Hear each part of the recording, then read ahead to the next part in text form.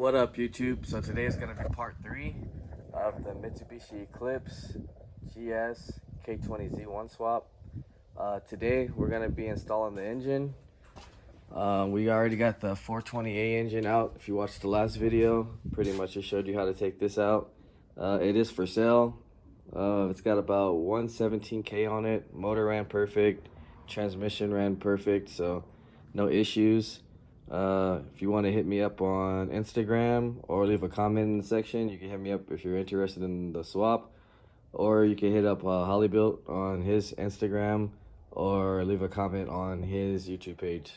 Right now we're gonna get ready to start dropping the engine in, and then we'll come back, see exactly what we need to do to actually mount it up in there. So right now I'm gonna go ahead and take the Z1, drop it in, and we'll come back. Alright, so now that we got the motor in here and everything, I used the EG side mount for right now. It did actually bolt up. It's kind of tight right here with the water pump. So what I'm probably going to do is put some spacers between here. So that'll bring the engine over maybe like, I would say a 1/4 inch. So that'll clear. And so that's a good start. And then on the rear, we're going to be using basically the subframe to drill out the holes for the other bracket we're going to be putting on. That's pretty much the EG bracket. On this side, we're actually going to be using EK. I was trying to figure out what I'm going to do on this side. I'm not going to use a stock mount. I was, but it's not going to line up. Yeah, the framing is a little off. So I ordered some EK mounts instead for this side. So we'll be having the bracket come about right here, and the mount should sit right there perfectly. And basically we should have the motor mocked up after that. Other than that, I got the shift linkage out. There was two 12mm bolts behind there. I also got the half shaft in here to see what the clearance is looking like. Once we get the rear mount on, it should give us some better clearance. I'm a little worried about the subframe right here, but if we get it up about 1.5 inches, once we jack it up and do the rear mount, we should be good as far as the clearance. And then I was thinking about hitting up Drive Shaft Shop so they can make some custom axles for this. So yeah, that's pretty much where we're at right now. I already ran the wiring harness. I took the old one out so far, so that's the old engine harness. I'm gonna start trying to figure out starter signal, running the power to the starter, which isn't that hard. It's pretty much just gonna be going to this since the battery has been tucked. We got fuel. I think that these cars come with the regulator inside the tank, so I might actually just be able to get it running real quick. I got the brake booster hose, so literally just goes right back here, right here. And evap we're not gonna be running, so we'll be deleting this. This is not gonna be ran. Right now I'm gonna go ahead and start connecting some grounds. So we got to get a ground. I'll probably just put one on the manifold for right now and one on the transmission. And then with the ECU ran inside, pretty much in the same factory location as the other one, we'll go ahead and start getting the ECU plugged in, and then start some wiring, see if we can get the starter signal. If we get the starter signal, figure out the fuel and everything, we might actually be able to see if this thing will start up. But I'm not gonna say that for sure on this video. This is pretty much just a mock-up video and to show you that the motor isn't in the car for now, and what I plan on doing with pretty much the axles and everything, and trying to get it together. But right now I'm gonna go ahead and start connecting the ECU, start searching for some powers, and then we'll come back and see what we're gonna do next. Alright, so we're back now, and so far I got the motor grounded with just one on the intake manifold and on the transmission.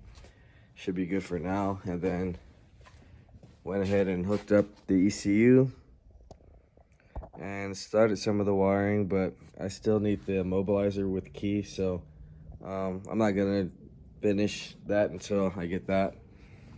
But right now I went ahead and started test fitting for the slave cylinder, and looks like the stock one worked.